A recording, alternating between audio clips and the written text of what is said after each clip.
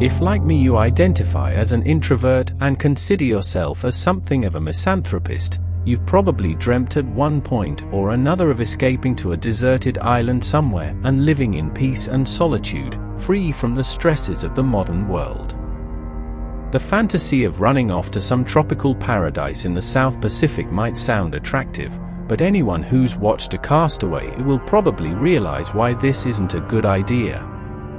Still, there are more practical options closer to home. Dozens of small uninhabited islands of various descriptions dotted across the British Isles, including a number scattered off the west coast of Ireland. Occasionally you'll see a custodian or caretaker job advertised, looking for single people or couples willing to live and work on an isolated island for extended periods of time, perhaps to maintain holiday cottages off-season or to guard protected nature reserves. Surprisingly, you'll often get hundreds or even thousands of applicants going for such jobs. It seems the life of solitude and the idea of returning to a simpler life appeals to many. As it happens, I was lucky enough to secure such a position, although perhaps lucky isn't the right word to use, given what I subsequently went through. Now, I'm sure you've all read accounts of individuals unwittingly taking jobs they find online, positions paying big money but requiring no previous experience, qualifications, or references. Predictably, when these gullible or desperate people take on the role, they find themselves embroiled in some kind of paranormal event, which puts their life at risk. Well, I suppose I am one of those gullible fools who got sucked in, but I didn't go into the situation completely blind. I've been a believer in the supernatural from a young age. I was something of a troubled child, being on the autistic scale and experiencing what they called emotional and behavioral difficulties. They didn't understand me back then, you see. I was a confused and scared kid who frequently acted out. What my parents, teachers, and doctors didn't understand is that I have a special gift. To quote the famous movie, I see dead people. My first visitation occurred shortly after my 5th birthday. Our family lived in an old house, dating back to the late 19th century. One night I was visited in my bedroom by a young, pale-faced boy dressed in Victorian clothes. He simply appeared in my doorway in the middle of the night, a ghostly apparition illuminated by my night light. I remember being startled, but not afraid. I didn't know who this kid was, but somehow I knew he meant me no harm. The boy introduced himself, saying his name was David and explaining that he had once lived in the house. David asked me if I wanted to be friends. Not wanting to upset him, I said yes. My acceptance seemed to make David happy, and he invited me to meet him the next morning underneath an old oak tree planted in our back garden. I accepted his invitation and, more out of curiosity than anything else, I kept the appointment, finding David waiting for me under the shade of the large tree, still wearing the same old-fashioned clothing and with a big smile plastered across his otherwise ghostly white face. We talked for a while before playing a game of Conkers. I won, but David took his defeat with good grace, congratulating me on my victory. I quickly got the impression that he was very lonely and wanted a friend more than anything else. I remember an awful sadness came over David when it was time for me to leave. He'd been cheerful and friendly up until that point, and so his sudden change in mood was unexpected. He wished me farewell and said he hoped we could play again soon. Then, his face dropped, as he turned and slowly walked out from the shade and into the sunlight. To my immense surprise, he simply disappeared without a trace as soon as the first rays of sunlight shone upon him. David was a sporadic visitor in my life over the next number of years. I grew older and bigger, but he never did. We chatted and played, and every time he would vanish into thin air, and I never knew whether I would see him again. Looking back, I understand how sad and lonely David really was, and to this day I regret not being able to help him. Honestly, I don't know whether he knew he was dead. I told my parents about him and they took the story with good humor. After all, it wasn't unusual for young children to have imaginary friends. But David wasn't the only spirit I made contact with during my childhood, and the more I told Mum and Dad, the more concerned they became. Eventually, they sent me to a child psychologist, who told me that all these paranormal entities only existed in my own head. I knew this wasn't true, but over time I learned to keep my visions a secret from others. I had a gift most living people could not understand, and my connection with the other side frightened them. It wasn't until I reached adulthood that I discovered I wasn't alone. Thanks to the wonders of the internet and social media, I found a network of fellow travelers, psychics, mediums, ghost hunters, and cryptozoologists, a community as fascinated with the supernatural as I was. I felt at home with these people. Finally my beliefs were validated and my gifts recognized. Over the years I've visited dozens of haunted locations all across Britain and Ireland, and I've encountered numerous ghosts and spirits in various shapes and forms. It would be fair to say that most of the entities I've encountered have not been as friendly as David. Some will go to great lengths to remain hidden, while others are outright hostile to the living. Nevertheless, I'd never felt I was in any physical danger, that is, not until I visited the island. Now, I'm not going to tell you the name of the island, nor give away many clues as to its location. Once you hear my full story you'll understand why. I don't want anyone else visiting the island and going through what I did. Suffice to say, it's located somewhere off the west coast of Ireland. The island is small, but it's more than just an offshore rock, being roughly 300 hectares in size. At its height, the island was home to a couple of hundred residents, but the population dwindled after the Great Famine, and the island was eventually abandoned during the 1950s. This was in large part due to the isolation and rough terrain, which meant it was nearly impossible for the locals to etch out a living. But there was another reason which is rarely mentioned these days. The island is rumored to be a hub for paranormal activity and ghostly visitations, with accounts dating back for centuries. Nowadays, the island is privately owned by a mysterious shell company with alleged links to the Irish government. The owners wish to keep the island private and so have imposed a blanket ban on any visitors, a ban which is strictly enforced by private security working in conjunction with the police. The locals avoid the place like the plague as they all grew up hearing stories of hauntings and bizarre occurrences. However, the Irish ghost hunting community have long wished to visit the island and have made numerous applications for permission, all of which have been firmly declined. This is where I came in. My plan was to act as a Trojan horse, obtaining the official caretaker role so I could use it as a cover to live on the island and discreetly carry out my own investigation. I needed to do some spring cleaning before I submitted my application, wiping my social media of any references to my amateur ghost hunting career. I didn't want my future employers to carry out an online search and guess my true motivations. I was also rather creative in drafting my CV, inventing previous positions, and providing phony references.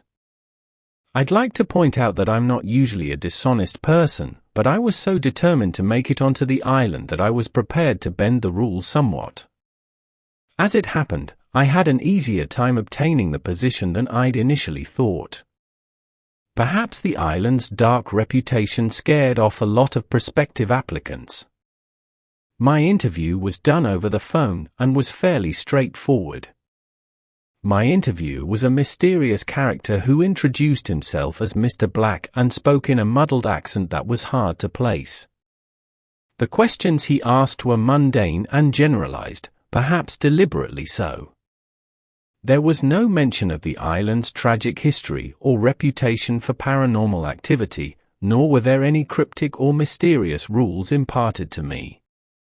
The actual duties of the position were also rather vague. I was told there would be some light maintenance tasks, but that my main role was simply to maintain a presence on the island and to keep an eye on things, whatever that meant.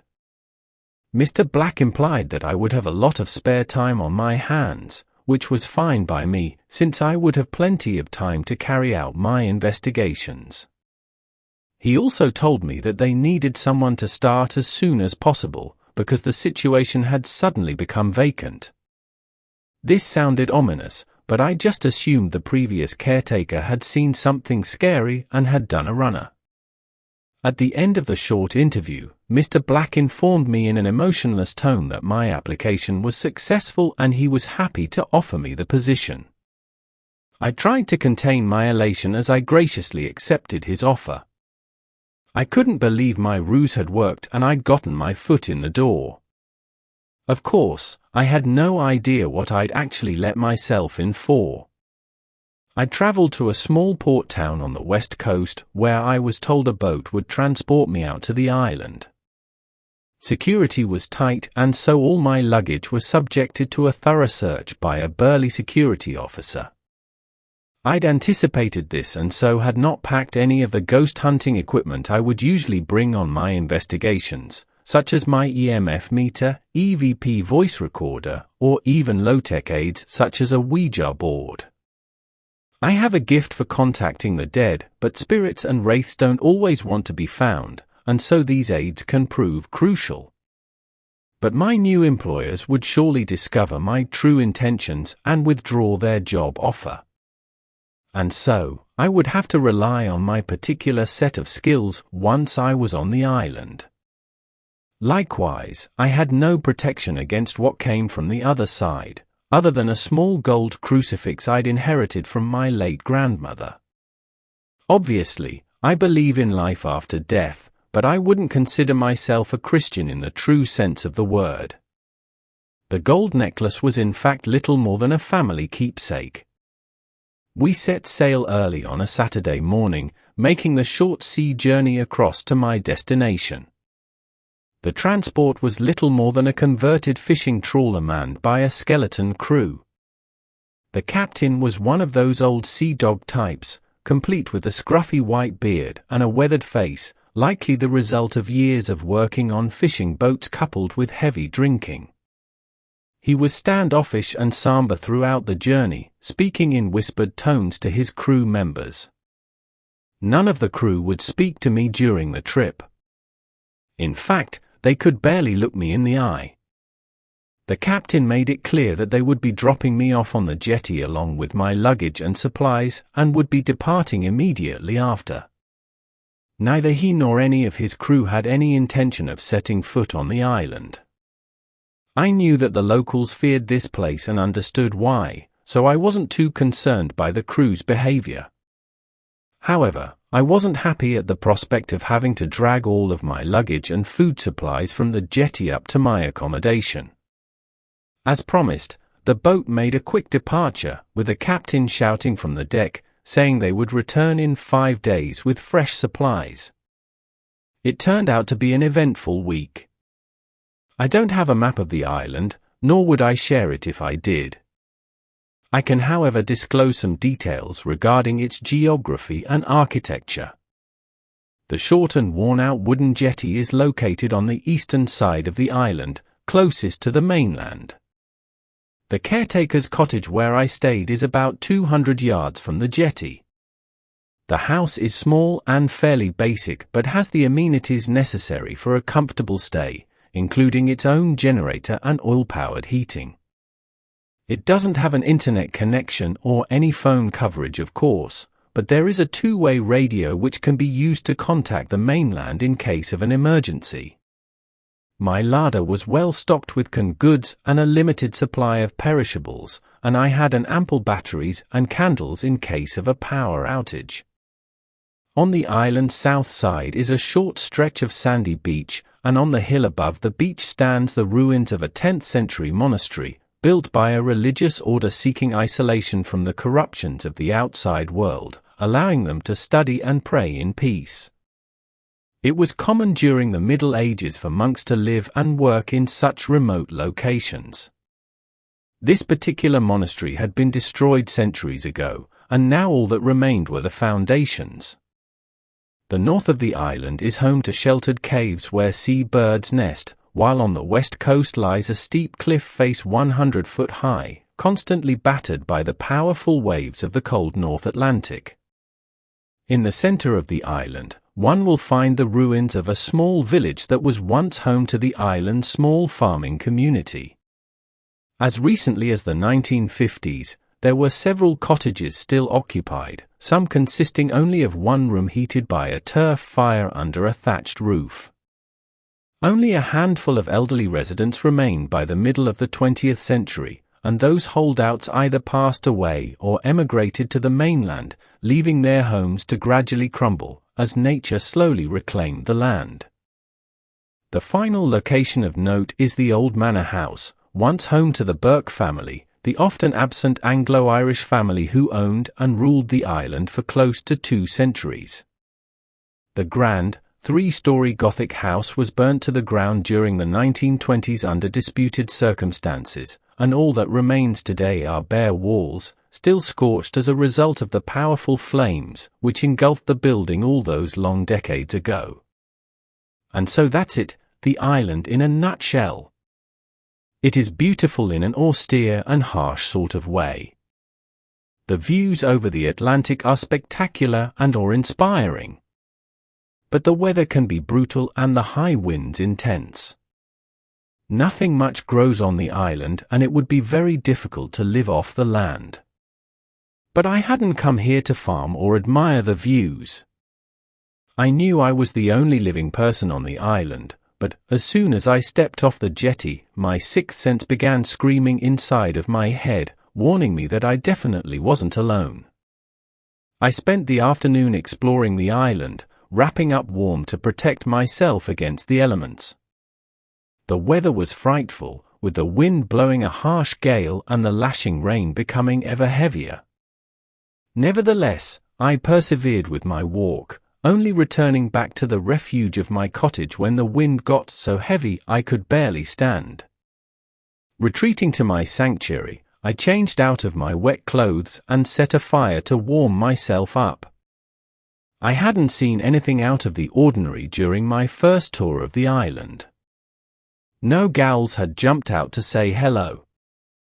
Nevertheless, I did get the distinct feeling I was being watched. This wasn't an unusual experience for me. Whenever you enter a haunted place or location, the spirits inhabiting it will often watch from the shadows without revealing themselves. Nevertheless, it felt different this time. I sensed something that made me feel uncomfortable, like a malevolent force was stalking me, observing me, and attempting to learn my weaknesses. I'm not the paranoid type and have learnt to trust my instincts, and so I knew I would need to keep my wits about me. That evening I settled down in front of the fire and tried to relax and unwind, doing my best to put the events of that afternoon behind me. There was a chance I would experience a paranormal event sometime during the night, but spirits tend to work to their own timetables, and so I decided to be patient and let them make the first move. In the absence of anything better to do, I searched the cottage and discovered a small collection of books stored in an old cupboard. Presumably, they had been left behind by the previous caretaker when he left his position. The collection included a few classic novels, books of poetry, and non-fiction such as local history. I'm not a big reader, but there was one work relating to the history of the island which piqued my interest. I returned to my chair by the fireplace with the book in hand and began flicking through the pages. I was surprised when a sheet of paper hidden within the book's cover came loose and fell to the floor. Curious, I reached down and picked up the paper, raising it up to the light to see better.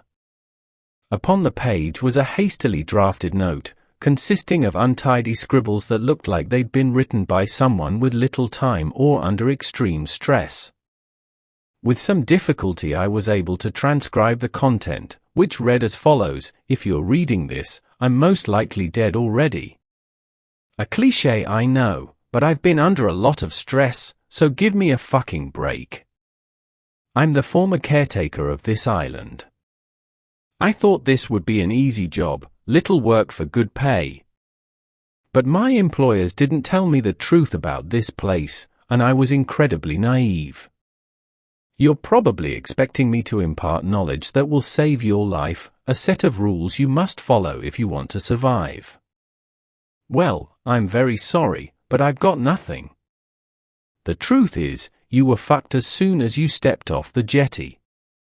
Sure, I can tell you something about the ghosts and ghouls you'll encounter. But why spoil the surprise?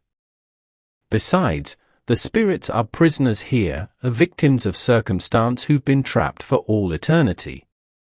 He rules this godforsaken place with an iron fist. Nothing gets past him, and no one escapes his grasp. You can't beat him. Believe me, I've tried. After I write this letter, I intend to take my own life. It's the only way out I can see. I hope that my body is washed out to sea, allowing my soul to escape this hellish prison. If you are religious, please pray for me." The note ended there. It was not signed or dated, and so there was no indication of who wrote it or when. It could have been a hoax or some kind of sick practical joke. This thought passed my mind briefly, but in my heart, I believed the note was genuine. I'd assumed that my predecessor had gotten scared and quit, returning safely to the mainland to resume his life. But now it seemed like he had died here, alone, afraid, and desperate. I felt tremendous sympathy for this poor person and anger at my mysterious employer. I knew in advance what I was getting myself into, but my predecessor went in blind, having been fed to the wolves, so to speak. I vowed then and there to expose this shadowy organization for what they had done to him.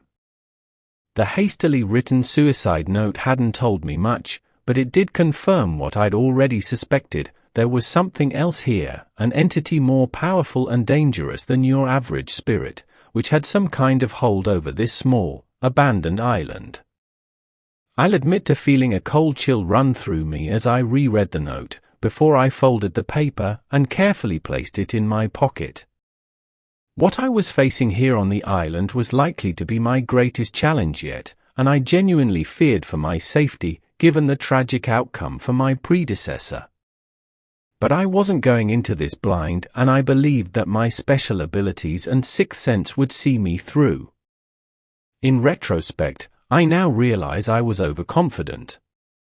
Nevertheless, I struggled to sleep that night, sitting up in my single bed, listening as the wind battered against the walls of my cottage.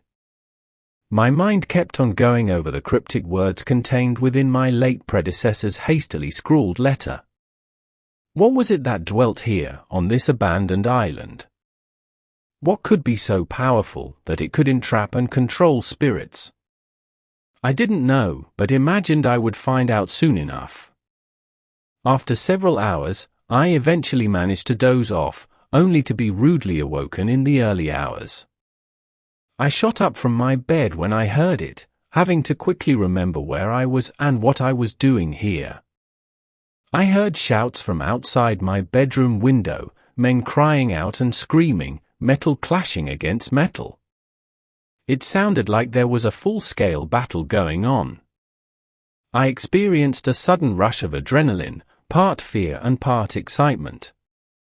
This is it, I thought. The spirits had crossed into our plane of existence, allowing me to hear and hopefully see them. I quickly jumped out of bed and got dressed, grabbing my heavy coat and torch as I rushed outside. It was no longer raining, but heavy winds continued to blow across the land, and it was bitterly cold. I walked in the direction of the sounds that appeared to be coming from the south of the island, noting how they became more intense the closer I got. Before long I could hear the agonized screams of men in extreme pain. I wondered what horrifying scene awaited me, but I knew I had to press on. I marched over a small hill and was shocked and dismayed by what I witnessed. The site of the old monastery, it was on fire. Fierce flames rose up into the cold night sky, engulfing the old ruins and surrounding vegetation. This wasn't just a vivid dream or paranoid delusion. I could actually feel the heat of the flames against my skin and smell the smoke in my nostrils. I stood on the hillside, transfixed as I looked down upon the mighty fire. I could still hear the sounds of battle, but they were diminishing, suggesting that the slaughter was almost over. Suddenly, I saw a shadowy figure moving quickly in my direction, running away from the flames. I shone my torch towards the running figure and saw him clearly for the first time. What I witnessed was clearly not a living person. It was the spirit of a middle-aged man, thin and gaunt, and with a face that looked ghostly pale. He was dressed in dark brown robes, covering his body from head to toe, and I noted a wooden crucifix hanging from his neck. I quickly concluded that this man was a monk, or at least had once been. He continued to run, but was clearly struggling, panting in exhaustion as he fled from the flames.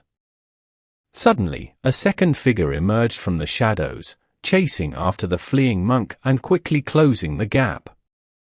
I shone my light upon the newcomer, revealing what I can only describe as a medieval warrior, dressed in a thick leather tunic and wearing a metal helmet to protect his head. He held a mighty war axe in his muscular right arm, and I noted how the blade was already drenched in blood. He sported a bushy and unkempt beard, and his face was screwed up with rage. He screamed with an inhuman hatred as he charged, and I could only watch on in shocked horror as he set upon the defenseless monk from behind, digging his mighty axe into his back.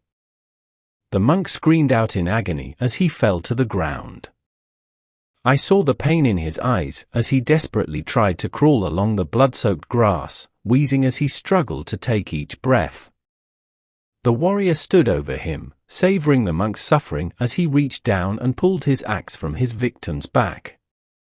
The warrior laughed sadistically before striking his helpless victim again and again, butchering the monk without mercy whilst spraying his blood in all directions. Eventually, the monk stopped moving.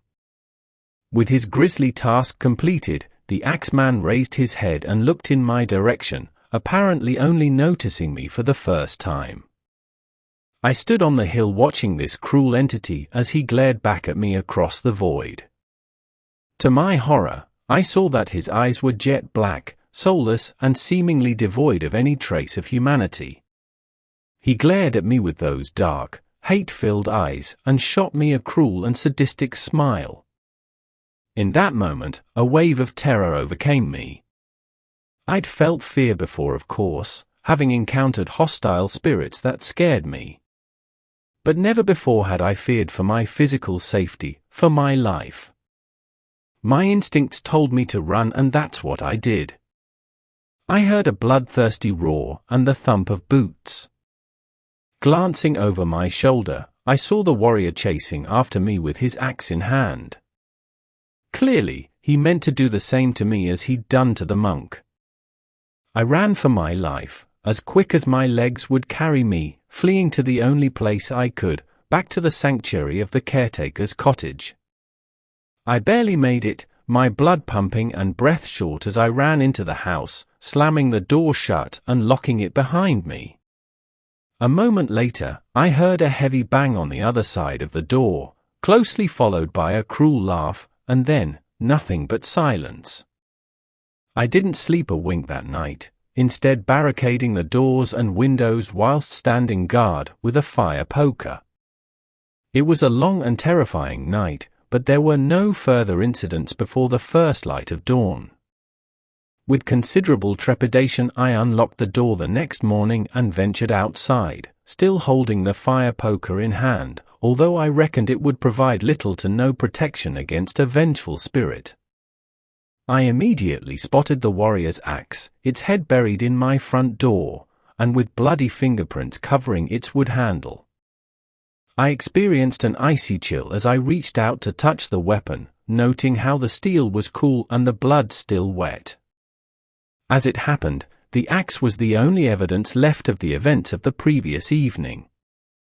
I retraced my steps across the island, but found no footprints other than my own, no dead monk or trails of blood, and no evidence of a fire. I felt both frightened and excited after considering the implications. What I'd witnessed the previous night was akin to a time bubble, with malevolent spirits recreating a violent event from the island's troubled history. I was able to confirm my suspicions after returning to the cottage and referring to the book on local history. I discovered how the monastery had been built during the 9th century but was subjected to a vicious attack by Viking raiders in the year 923 AD, with berserkers ransacking the monastery for treasure and relics, before putting all the monks to the sword and burning the structure to the ground. Clearly, the blood spilt on this land had left a lasting stain, a tragic legacy enduring through the centuries. The rest of the day was quiet, but I fully expected another incident that night. But my encounter with the Viking berserker had been too close, and I realized I would need to be more careful next time, observing from a safe distance whilst not revealing my presence to the spirits. Despite my close shave, I was determined to find out more. I rested up that afternoon, managing to get some sleep during the daylight hours and forcing myself to eat, in spite of the fact my stomach was in knots. I sat up all night waiting and I wasn't disappointed. Shortly after 1 a.m., I heard shouts emanating from close by, somewhere to the north.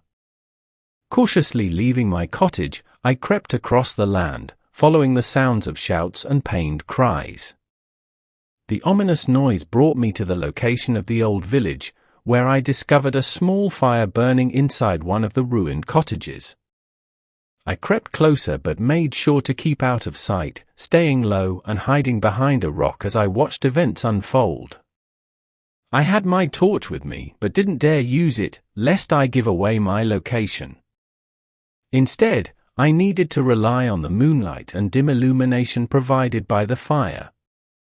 I saw a figure approaching the cottage, a man dressed in a metal armor looking like it dated from the Tudor era, and carrying a long war pike with a sharp point at its end. The soldier's face was briefly illuminated by the moon, and to my horror I noted his jet black eyes, the same as I'd seen on the Viking berserker. He marched with determination, making his way to the ruined cottage and proceeding inside. What happened next was obscured from my view, but I heard a ruckus and a voice crying out, and a moment later the Tudor soldier came back out, dragging a hapless victim out with him. The prisoner was dressed only in soiled undergarments. He appeared disheveled and in a state of shock, with blood pouring from his broken nose. I noted how his skin was darker than that of an Irishman. The victim cried out in pain but received no mercy. I recognized the language he spoke as he pled for his life. It was Spanish. I didn't understand all of his words, but I thought he was reciting a prayer. The Tudor soldier smacked him with the back of his hand and kicked him hard in the stomach, forcing him down to his knees. The soldier laughed cruelly, raising up his pike and holding it over the back of the Spaniard's neck. He slowly but firmly drove the blade downwards, slicing through flesh and bone. I looked on in sickened dismay as the Spaniard's eyes rolled up in his head and his mouth filled up with dark blood. A moment later, the soldier pulled his weapon free, and his victim's limp body fell to the dirt. The killer laughed once again as he watched his victim die a horrible death. I needed to hold my hand over my mouth to stop myself from crying out. Instead, I did nothing, simply hiding and watching as the killer lingered over his victim. Finally, the soldier lifted his pike and moved on, marching away from the cottage until he simply disappeared into the dark night, as his wicked spirit passed back across to the other realm. When I was satisfied it was safe, I moved from my hiding place and returned to the relative sanctuary of my cottage, still traumatized by what I'd just seen.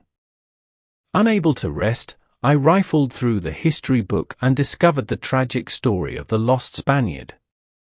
In 1588, the Catholic King of Spain Philip II raised a mighty armada of 130 warships, sending them north to invade England and overthrow their Protestant queen, Elizabeth I. However, the Spanish suffered a surprise defeat in the English Channel and were forced into a long retreat, sailing through the North Sea and rounding Scotland, eventually hitting the west coast of Ireland. During this leg of their voyage, a combination of rough weather and poor navigation resulted in 24 Spanish ships going down off the rocky coastline, leaving a trail of devastation reaching from Antrim down to Kerry. And one of the ships, La Muerte, hit the rocks off the west side of my island during a fierce storm. Muerte's crew and soldiers attempted to make it to shore, but the waves were so intense that they all drowned, all except for one, a single Spaniard who survived and found himself stranded on the island. Being a fellow Catholic and an enemy of England, the Spaniard gained the local sympathy, and he was hidden and protected for a time. However, the Spaniard was ultimately betrayed by a farmer's son who claimed a hefty reward from the English crown in return for giving up the Spaniard's location. A party of English soldiers was dispatched to the island, and the Spaniard was quickly found and killed on the spot. This was the brutal slaying I'd witnessed that night. My heart went out to the poor man who died scared and alone so far from home. And now his spirit was trapped in this God-forsaken place, condemned to relive his horrible death over and over again. First the Viking and the monk, and now the English soldier and the Spaniard. The violence I'd witnessed was taking its toll upon me, and I dreaded to think what horrors I would be forced to witness in the days and nights to come. The next morning, I walked back out to the village to investigate. The weather had improved somewhat, and the winds had died down, for which I was grateful. As I expected, there were no signs of the violent events of the previous night, and the Spaniard's body had disappeared without a trace. Still, I had an ominous feeling as I walked through the ruins of the old village, a presence I hadn't experienced before during the daylight hours. Suddenly I heard a new sound carried by the morning air, a soft sobbing which came from a small, wrecked cottage on the edge of the village. The structure was little more than bare stone walls overgrown by vines and grass, but there was someone inside, a woman by the sound of it, and she was clearly in distress. I cautiously walked forward but then stopped dead in my tracks when I saw a figure approaching down the laneway. The newcomer was a tall man dressed in a black police uniform, complete with a peaked cap and heavy boots. He carried a long baton in his right hand, swinging it back and forth with menacing intent as he marched. He whistled as he came, acting like he didn't have a care in the world, but when I looked into his eyes I saw darkness, the same soulless black orbs as I'd seen on the Viking and the English soldier from the previous nights. It didn't take a genius to work out the connection. These were all wicked spirits, possibly under the control of a greater and more powerful demonic entity. I was caught out in the open, standing in the middle of the road in broad daylight with no cover in sight. Nevertheless, the policeman showed no interest in me, instead proceeding straight to the cottage, banging his baton aggressively against the stone wall. The ghoulish policeman tapped his foot impatiently as he waited. I heard the sobbing grow louder, and eventually a solitary figure emerged from inside the small cottage. The woman's appearance shocked and distressed me greatly. It was difficult to determine her age, given how far her health had deteriorated, although I guessed she was a young woman, or had been at the time of her death. She was so emaciated that the skin was practically hanging from her bones, and I reckoned there wasn't an ounce of fat on her entire body. I looked into her eyes and saw nothing but misery, pain, and an intense hunger. She was dressed in filthy rags and clutched a blanket close to her breast. I dreaded to imagine what was wrapped inside it. She looked up at the baton-wielding policeman, her eyes welling up with tears as she pleaded with him. Predictably, the cruel policeman had no sympathy, instead grabbing the poor woman by her straggly hair and physically dragging her away from the cottage doorway and towards the lane, using his baton to smack her hard on the back of her legs, forcing her to walk forward. I felt anger rising in the pit of my stomach as I watched the policeman continue to abuse the woman as she struggled with each step he forced her to take. I knew it wasn't wise to intervene in a paranormal event, but I couldn't stomach standing idly by and watching this heinous crime. I stepped forward, determined to intervene, although I didn't know whether this would even be physically possible. Suddenly, the starved woman collapsed by the roadside, seemingly unable to continue. The unsympathetic policeman showed no compassion, literally kicking her while she was down. I rushed past him and went to the woman's aid, not knowing what I could do but feeling I needed to at least to try. As soon as I approached, my nostrils were filled with the foul stench of death, almost making me retch. The poor woman's appearance was even more pitiful close up, her face emaciated and her eyes sunken. She attempted to open her bone-dry lips and speak, but she could not produce any words. Instead, she exhausted her remaining strength to lift her pencil-thin arms, holding aloft whatever was wrapped in the tattered old blanket she carried with her. With some trepidation, I reached out with a shaking hand, gently touching the blanket and feeling the rough fabric against my skin. I slowly pulled the rag back before recoiling in horror and disgust by what I saw underneath, a dead baby, its skin appearing like leather and its tiny body wasted away to almost nothing. I could not determine the baby's gender, but his or her eyes were shut forever. This was the most tragic and heart-wrenching sight I had ever witnessed. The mother looked up at me with pleading eyes. She wanted me to save her child, but it was already too late. I was so caught up in the tragic scene that I forgot all about the cruel policeman. That was until he was right on top of me, glaring down upon me with his jet-black eyes, holding his baton aloft, ready to strike. He opened his mouth to reveal a gaping hole and spoke in an otherworldly voice, shouting, "Get back, you rotten cur!"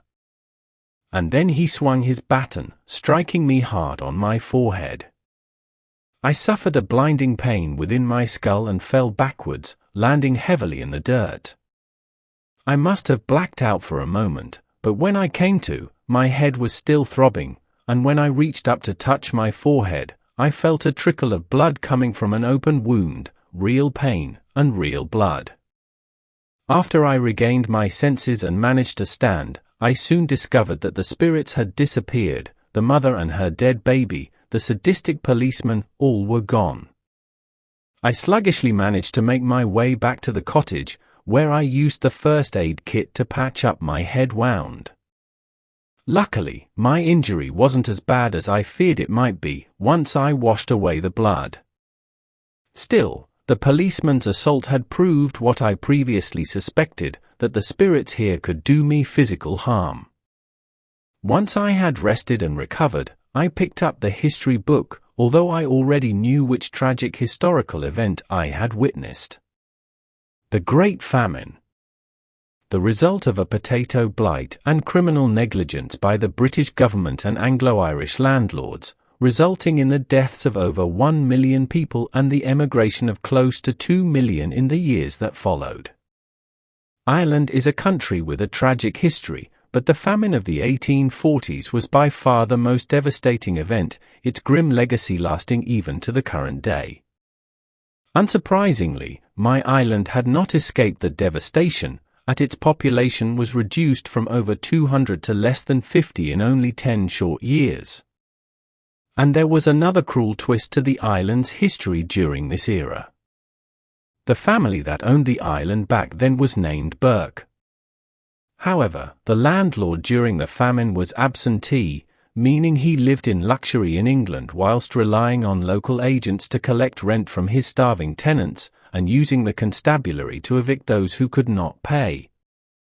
This was the scene I had witnessed being recreated by the spirits, a starved mother and her already deceased baby, forced from their home and left to die by the roadside. She was one of the thousands who'd suffered the same horrific fate during the famine. I felt both saddened and angered by what I'd witnessed, but also afraid. My visions were becoming more vivid, more real. It was now clear that I was in physical danger, and I dreaded what would come next. I rested for the rest of that day and the night. Mercifully, the spirits left me alone that night, although perhaps they were just toying with me. I waited until dusk before venturing out and walking the island, hoping to preempt the next paranormal event. I walked along the eastern side of the island, somehow believing I would find someone or something out there. I wasn't disappointed. What I heard was a soft singing coming from the direction of the old manor house, a sorrowful ballad sung by a woman. The sad words drew me in, like a siren leading a sailor towards the rocks.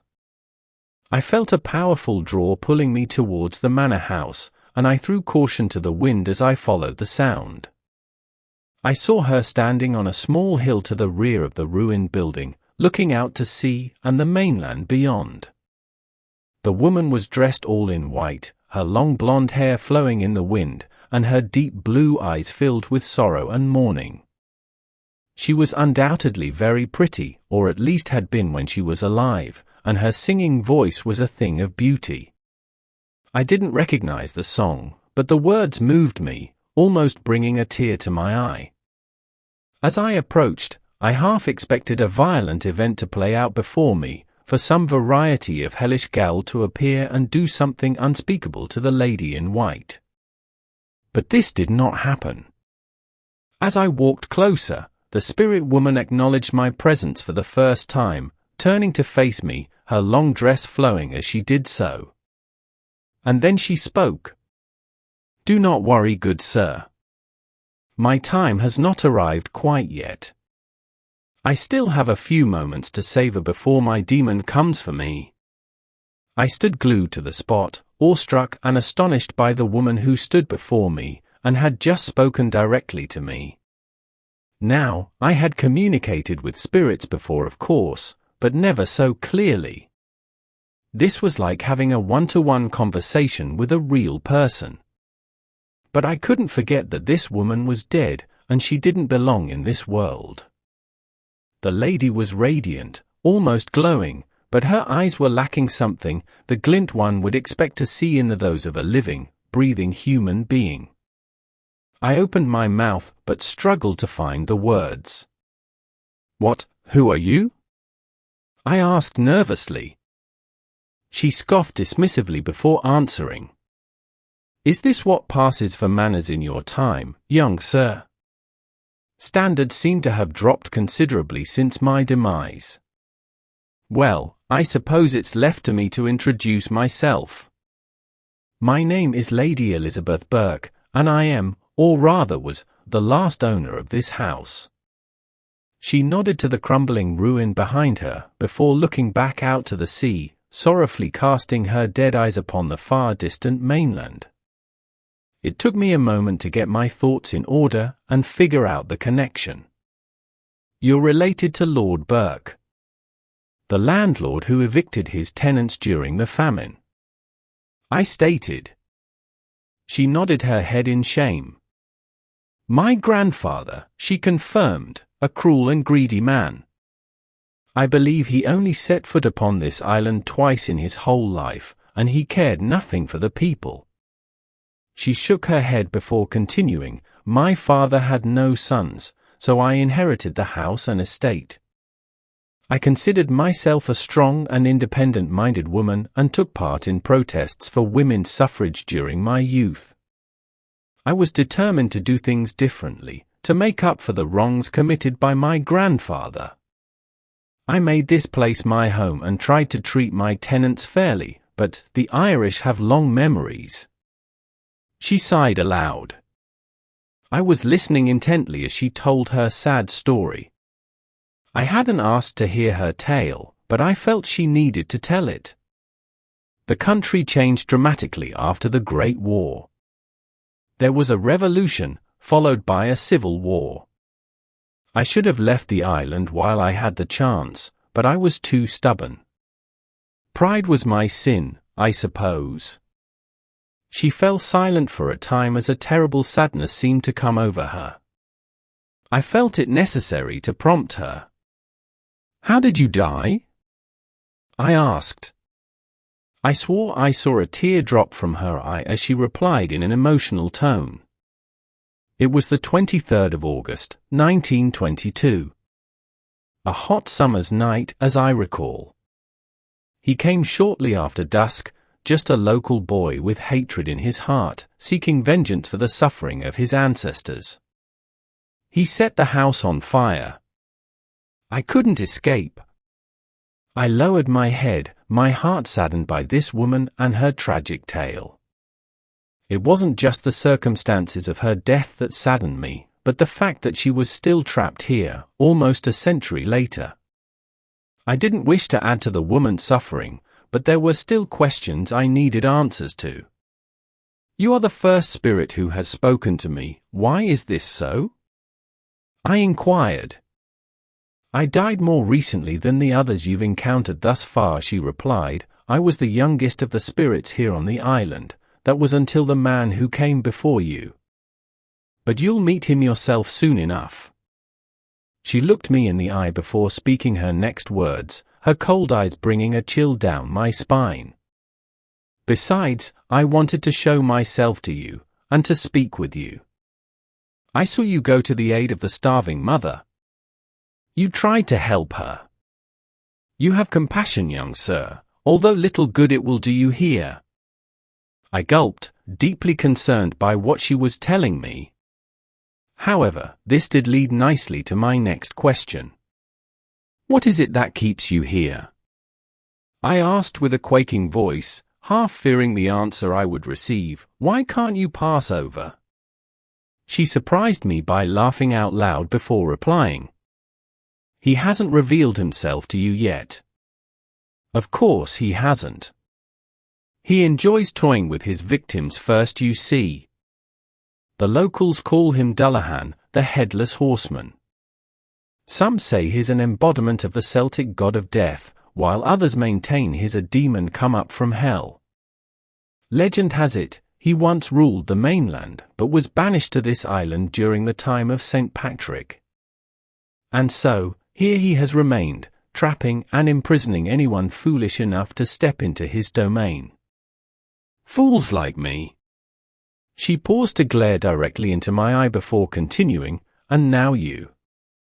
In that moment I felt a primal terror, and for the first time I truly questioned my decision to come here. I noticed how the sun had set, cloaking the island in darkness. The lady sighed again, before performing a half-courtesy and bidding me farewell. "Now, if you'll excuse me, good sir, I have a prior engagement to attend." With that, she gracefully turned on her heels and walked back towards the manor house, her dress and hair blowing in the cold evening's air, until her physical form disappeared, melting away into the night. I was still in a state of shocked confusion as I made my way back to the cottage. What I'd seen and heard, the terrible truths which the late Lady Burke had revealed to me, I couldn't come to terms with it, now realizing without doubt that I was in over my head. I was oblivious as I wandered through the fields, and as night fell upon the island. A warlike cry in the distance was enough to bring me back to reality. I looked back to the ruined manor house, seeing a shadowy figure rapidly approach, carrying something burning in his right hand. He looked like nothing more than a child, a teenage boy wearing a peaked cap and with a red bandana barely covering his mouth and nose. He sprinted across the field, quickly covering the distance as he sprinted towards the house. The crudely built firebomb he carried looked like a sod of burning turf, with fencing wire pushed through to make a throwing handle. As he came closer to his target, I saw the blackness in his eyes, the same demonic look I'd witnessed before with the other entities, those sent to torment and destroy. I could only look on in horror as the boy tossed his firebomb through the empty window frame of the house, cheering with sadistic glee as the flames quickly spread through the building's interior. And then I saw her again. Lady Burke now stood on the upper floor of the manor house, looking out wistfully as the fire tore through the structure below her. She didn't attempt to flee or save herself, merely seeming resigned to her terrible fate, reliving the nightmare she'd suffered so many times before. I saw the flames rising and experienced a surge of adrenaline, momentarily believing I could rescue Lady Burke from her terrible fate.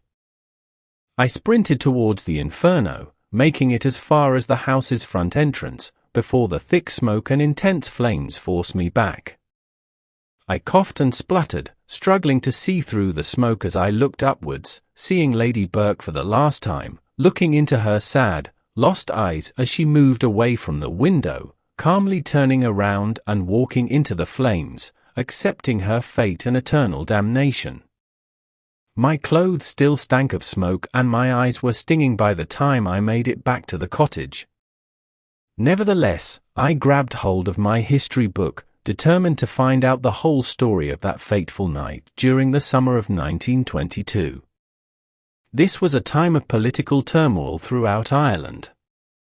After the Great War, a violent revolution began, with the Irish Republican Army pitted against British forces. The Irish Republicans won, but their revolution was incomplete, with the Anglo-Irish Treaty partitioning the island and forcing Southern representatives to take an oath of allegiance to the British Crown. A resulting split in the Republican movement led to a brutal civil war. In the chaos which followed, some sought revenge on old enemies, with many of the hated big houses owned by Anglo-Irish landlords being burnt to the ground. While the war raged on the mainland, resentment brewed on the island, and the manor house was set ablaze in an arson attack, killing Lady Burke, and adding yet another chapter to the island's tragic history. There were tears in my eyes as I finished reading. None of this was news to me, of course. However, what Lady Burke had told me certainly was new information, and it wasn't good. I now knew what was happening on the island went well beyond any of my previous experiences with the paranormal. These dark-eyed entities held malicious intent, and they were capable of physically hurting the living, as the baton-wielding policeman who attacked me had already proved. But it wasn't just these evil spirits I had to worry about now, it was the supernatural deity that controlled them, Dullahan, the ancient Celts' god of death. This was an entity with powers way beyond anything I'd previously encountered. I couldn't sleep that night, tossing and turning, and jumping at every sound. For the first time in years I was truly afraid. It wasn't just death I feared. After all, I know for a fact there is an afterlife. What did terrify me was the prospect of my spirit being trapped in this hellish place, tormented for all eternity by this wicked deity. I still had 2 nights to get through before the fisherman would return, and I had no doubt that Dullahan would come for me before then. My only hope was to fight him, to discover his weakness. I needed information, and there was still a missing piece to the puzzle. My predecessor.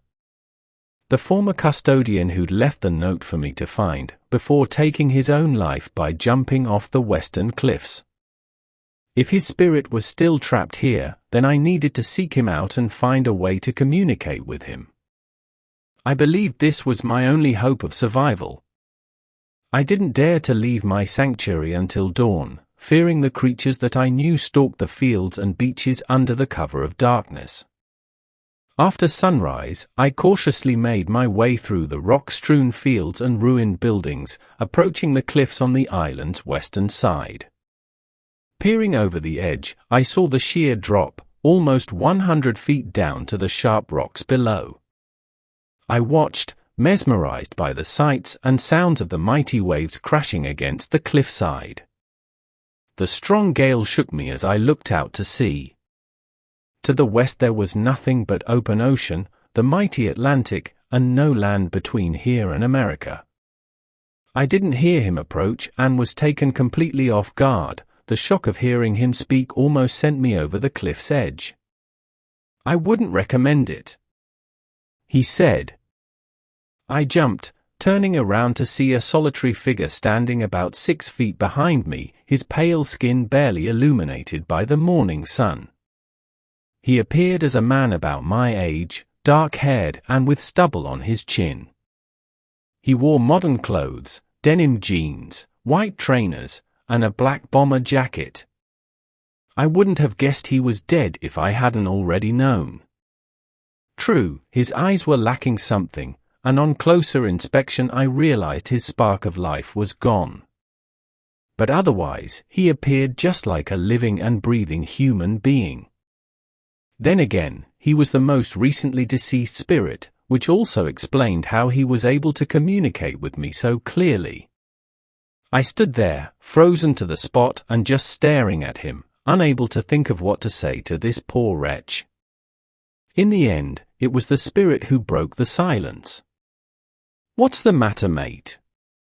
You look like you've seen a ghost?" He surprised me again by laughing at his own joke. It seemed he'd retained his sense of humor, despite his terrible situation. I struggled to open my mouth, forcing the words from my lips. "You're the old custodian. You left the note for me to find." The spirit nodded his head solemnly, before confirming what I'd already guessed. "Yeah, that was me, mate. Didn't do you much good though, did it? You still came out here to find me. Still, your fate was sealed as soon as you set foot on this God-forsaken rock." I felt a cold chill run through me upon hearing those words. There was a lump in my throat as I forced myself to reply. "What is your name?" I asked sheepishly. The spirit looked puzzled by the very question, pausing before making his response. "Well, around here they just call me the custodian, or the mainlander, but back when I was alive, I was called Davy. That's what my friends knew me as anyway." He laughed again before continuing, "I guess you're the closest thing I have to a friend here, so Davy it is, I reckon." I didn't quite know what to make of Davy. In all my years as a paranormal investigator, I'd never encountered a spirit like him. "You took your own life," I stated in a matter-of-fact tone, "threw yourself off the cliff." He lowered his head, a sadness evident in his otherwise dead eyes as he spoke. "Yeah, I did so. Believe it or not, it seemed like my best option at the time. I thought I could escape him, but I died as soon as my body hit the rocks, and now I'm trapped here, forever. A plaything for that sick fuck to torment until the end of days." I nodded my head sympathetically. I did feel bad for Davy, of course I did. His fate was horrifying. But, at the same time, I needed information from him, to learn the truth of what I was facing. "You mean Dullahan, don't you? He's the one who's keeping you trapped here." Davy snorted before replying. "Yeah, it's him. It's always been him. A headless horseman crossed with an ancient Celt god, ruling over an army of demonic minions. They didn't mention him in the job description, did they?" I could tell Davy was frightened, even if he was masking it with humor. He may be dead, but he remained in constant fear of this vile entity. Nevertheless, I needed to push for more. There must be a way to defeat him.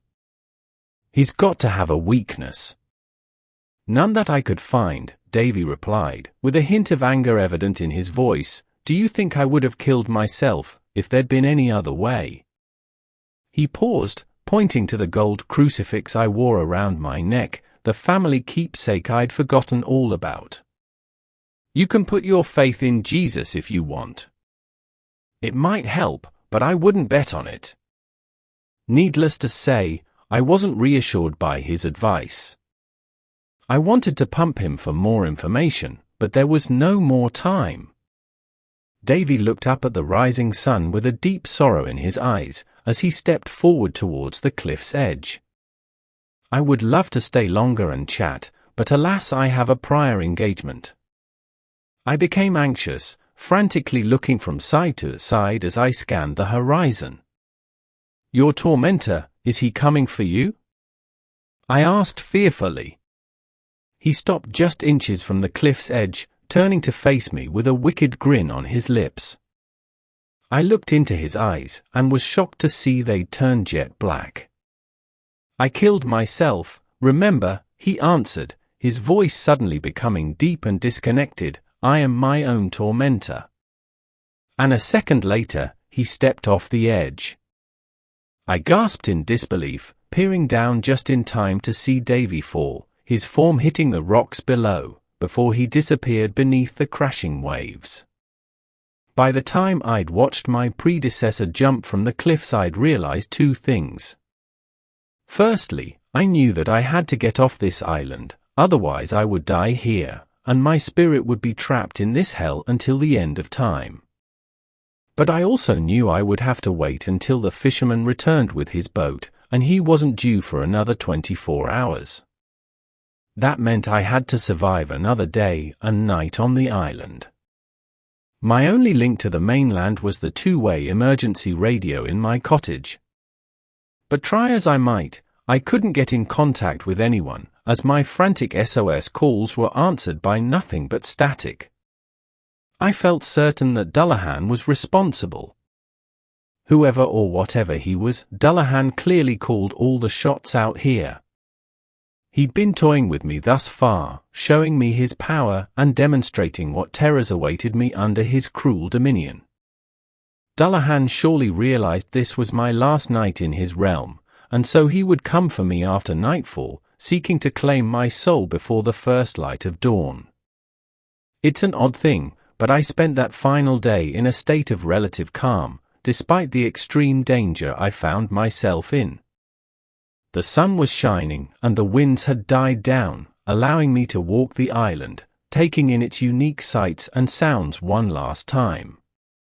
It really is a beautiful place, set right on the edge of the world. I could sense the spirits as I walked through the fields, along the beaches, and past the ruins. I heard them call out to me, their voices carried by the light breeze. There was so much tragedy here, of course, the wars, the famine, and all the evil Dullahan had inflicted over the centuries. But in spite of all this pain and suffering, there were happy memories here, a triumph of the human spirit and the will to survive against all the odds. But nevertheless, the ghosts trapped here yearned for freedom, dreaming of being able to pass over to the other side. They begged for my help, pleading to be set free. My heart bled for them, but there was nothing I could do. I was fighting for my own survival after all, and frankly I didn't expect to live to see another day. The hours passed by slowly as I watched the sun set on the western horizon over the rough waters of the mighty Atlantic. I returned to the cottage as darkness gradually crept across the island. I wasn't naive enough to think I would be safe there, but it was the only place on the island connected to the modern world, and I wanted to read the history book again under an electric light, in the last-ditch hope of finding something, anything, that might help me in the fight to come. But there was nothing. I was truly alone. I awoke in the early hours to an unholy din. Jumping up from the sofa, I took a moment to regain my senses. I couldn't believe that I'd fallen asleep. This hadn't been my intention, but I was so exhausted that I must have dropped off. The sound I heard was horrifying, something akin to the unholy screech of a banshee, interspersed with a cruel high-pitched cackle, a sadistic laughter which drowned out every other sound. I felt an icy chill of terror pulsating through me when I realized what this surely meant. Dullahan was here. My time had come. The ominous noises grew louder and closer. I heard the sound of horses galloping, and of men crying out for bloody murder. It seemed like the legions of hell were descending upon me.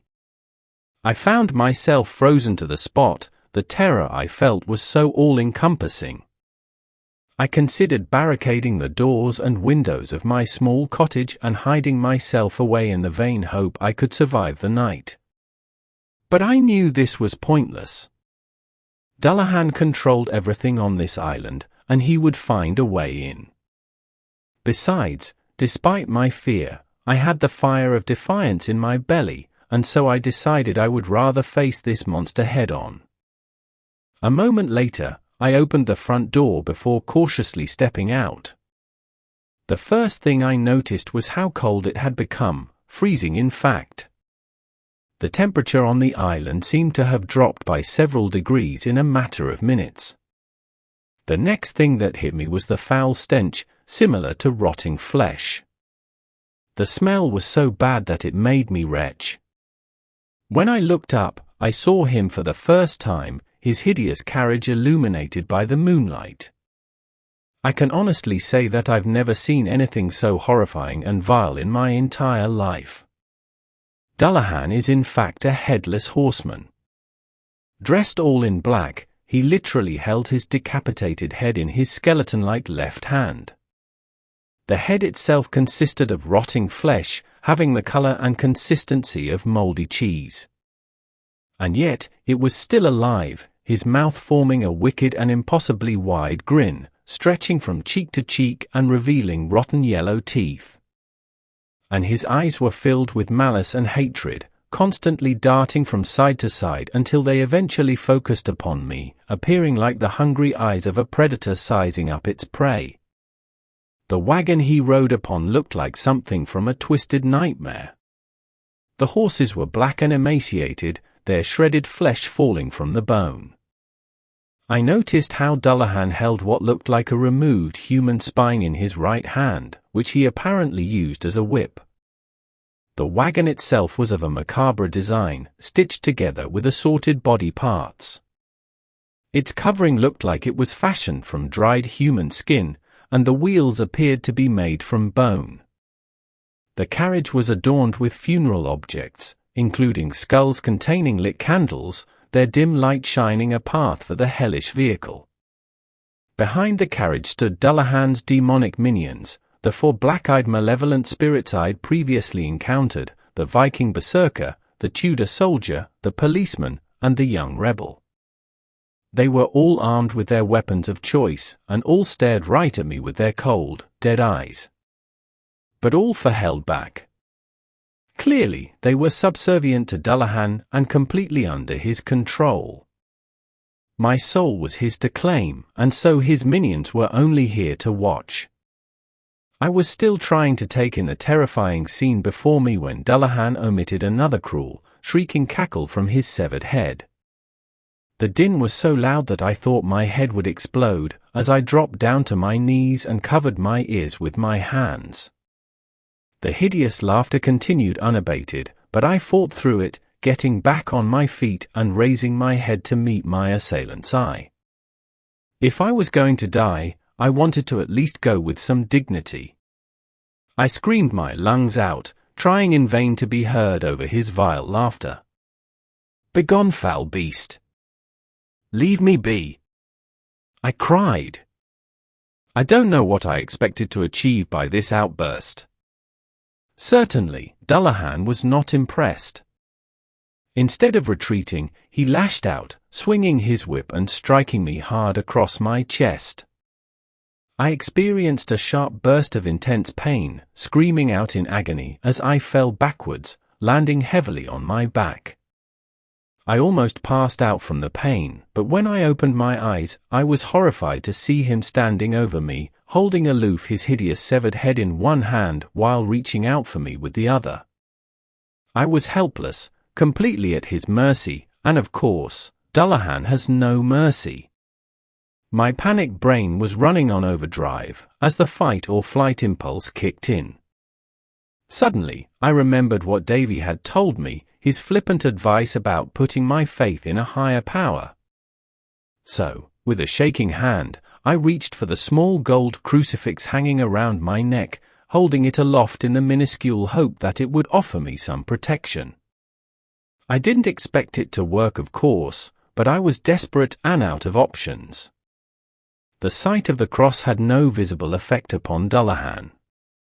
He simply continued to laugh, reaching out with his bony hand and grabbing the cross, roughly pulling my necklace free. I was sure he would kill me there and then, but the strangest thing happened. I watched in astonishment as the beast's hand began to burn, and he cried out in pain and confusion, dropping my grandmother's necklace in the process. Suddenly, all hell broke loose. Dullahan retreated, still screaming as he fled back towards the wagon with his severed head in hand. But the horses had already bolted, tearing across the fields and forcing their headless master to chase after them in a most undignified manner. At the same time, the evil spirits descended into a blind panic, fleeing in all directions, as they suddenly understood what it was like to be afraid. I was truly astonished by this sudden turn of events and couldn't believe I'd survived.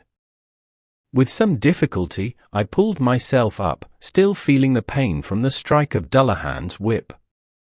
I reckoned I had a couple of cracked ribs, but this was a problem for later. I looked up to the small hill overlooking the cottage and saw two figures standing there, watching me from afar. The light wasn't great, but I recognized them nonetheless, Lady Burke and Davy, the lost spirits I'd encountered and spoken with over the previous days. I couldn't tell for sure, but I thought they were smiling down upon me, proud that I had fought back and won. However, I believed my victory would be short-lived.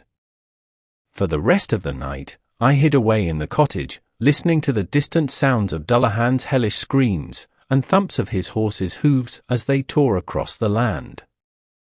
I fully expected the demon to return and finish what he'd started, and I didn't think I'd survive to see the first lights of dawn.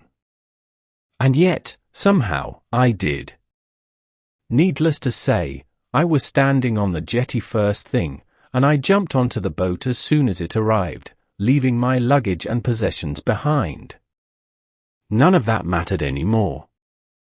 I needed to get off the island, because I wouldn't survive another night there. I greeted the aging captain as my long-awaited savior. He looked very surprised to see me still breathing. Our trip back to the mainland passed by mainly in silence. The fisherman didn't say much, but I did notice the thin smile on his dry lips. And, when we reached land, he patted me firmly on my back, and he said, "Well done, young man." After I got fixed up and went home, I made numerous attempts to track down my employer, and to contact the mysterious Mr. Black, the man who'd interviewed me over the phone and offered me the job of custodian. Unsurprisingly, I had no luck. The original job advertisement had disappeared, Mr. Black's number was disconnected, and I found no trace of the corporation anywhere online. Predictably, I never received any salary. Although I have little solid information to impart, I hope my cautionary tale will go some way to exposing this shadowy organization, and in time we may be able to discover their true origins and aims. But this isn't the only reason I'm sharing my story. And so, when I return, I will go armed with an arsenal of expensive and unusual weapons. I need to do this, to put an end to his evil reign once and for all, and to free all the poor souls trapped in endless loops of pain and suffering. I couldn't live with myself if I didn't at least try. That said, I'm going back in the full knowledge that I might not survive this time, and my soul could become trapped like all the others. If the worst happens, I want my family and friends to understand why I've done this. There's not much more for me to say, other than to quote a well-known Irish blessing that I feel is somehow appropriate. Death leaves a heartache no one can heal, love leaves a memory no one can steal. Good luck.